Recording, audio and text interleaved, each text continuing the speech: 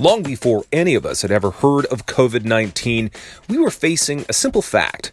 If you were working, if you had a job, then that job was likely to change significantly in the next 5 to 10 years, whether it was the way you did it or even if it continued to exist. Big things like automation were coming, and while 5 to 10 years sounded fast, it didn't sound so fast that big companies couldn't change in time. Well, that was before the pandemic.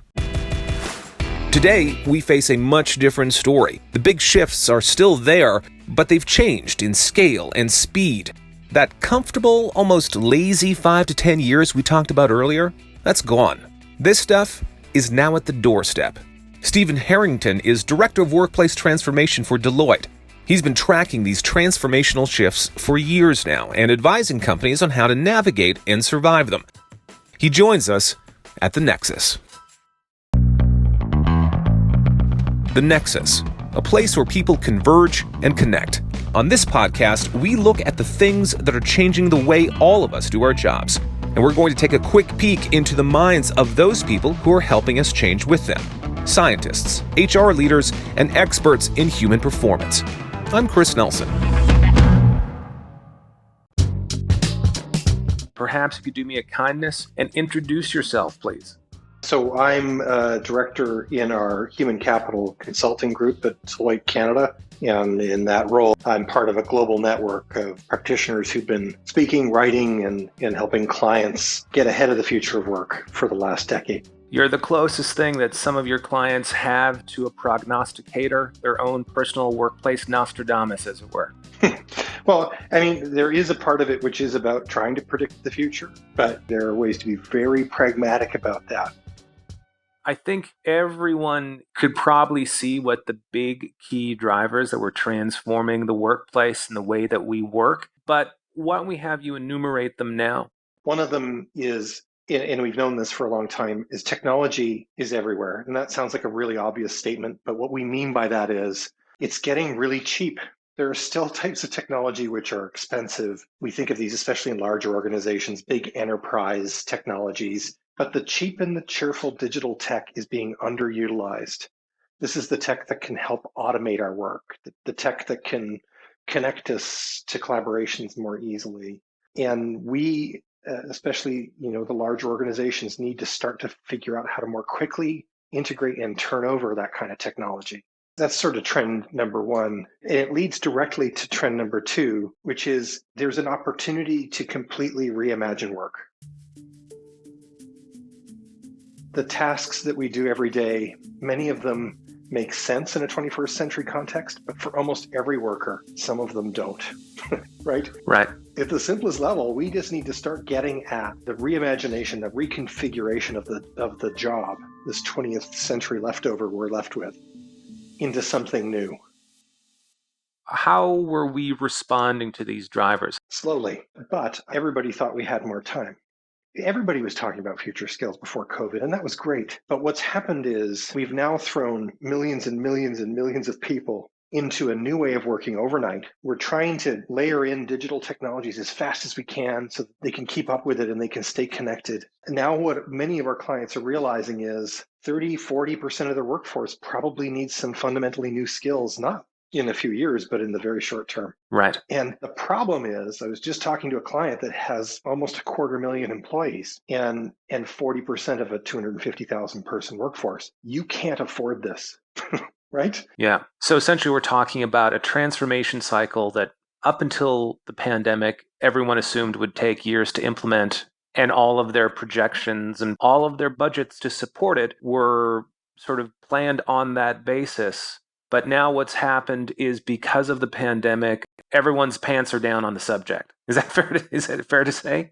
I think that's fair to say, but I will add a complication. We're right now, and all of us are doing it, and for good reason, are getting our heads wrapped around remote work. Many of us are trying to figure out supply and demand mismatches in our businesses as they're changing. But that doesn't mean we're getting to the everything else of the future of work. But we won't fundamentally rethink the jobs that they're doing.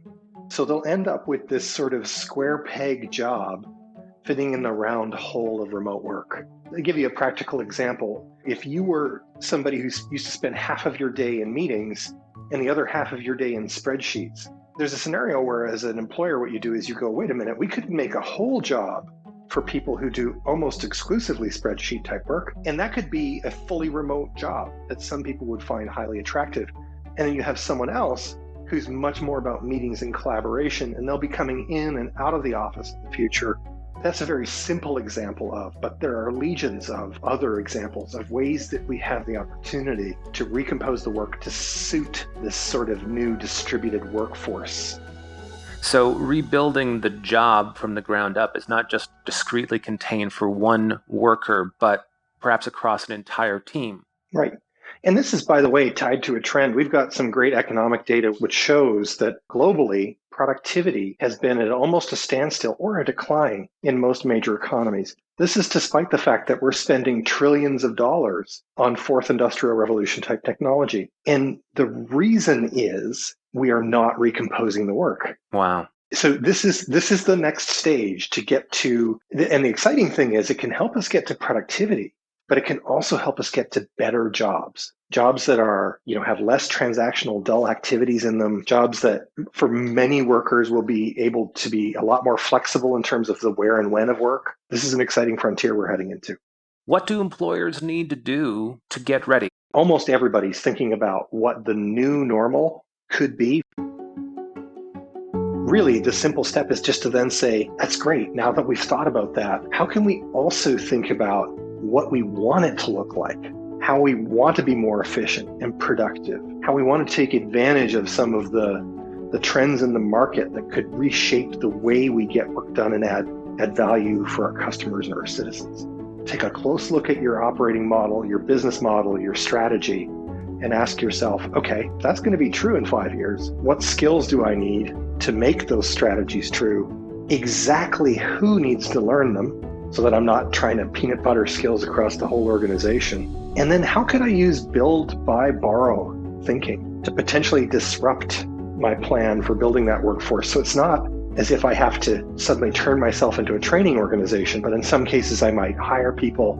In other cases, I might borrow people who have the skills that I need in order to build up my business into the future. Does that change now that employment is going to be higher and probably for the indefinite near term?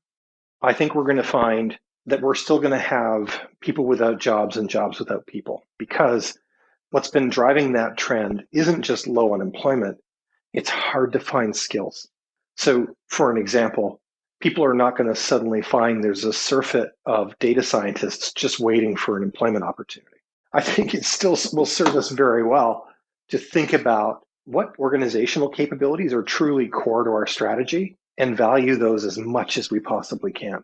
We've entered this really interesting strategic phase, right, where I think most industry leaders will tell you that the moves that they make related to organizational structure and technology can be really easily followed by their competitors. The last strategic frontier are the people that might make the difference, that might come up with the next idea or the innovation that your competitor can't. It's a bit of an irony, right? In this time of technology, technology is not the differentiator. It's people. One of my favorite thinkers on this subject is a man by the name of John Hagel, who's what we call our Center for the Edge of the US. And he's written about this concept of a learning organization that's sort of centered on teams. And his observation is, if you can, within your organization, build a cross-functional team, truly cross-functional, different skill sets, different ways of thinking, make them an intact team and give them missions, and then critically make sure that that whole team is lifted as much as possible out of the transactional and day-to-day work. And so that their whole day, every day, is either finding opportunities and leveraging them or solving problems. His point is that structure is a learning structure. They will learn from each other and they will learn from the problems they solve.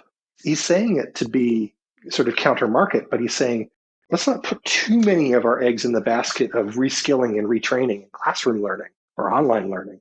Let's actually just make learning part of the way we operate structurally. You talked about the pandemic as a one-way door to the future. Would you say this was the crisis that employers needed to start making these changes?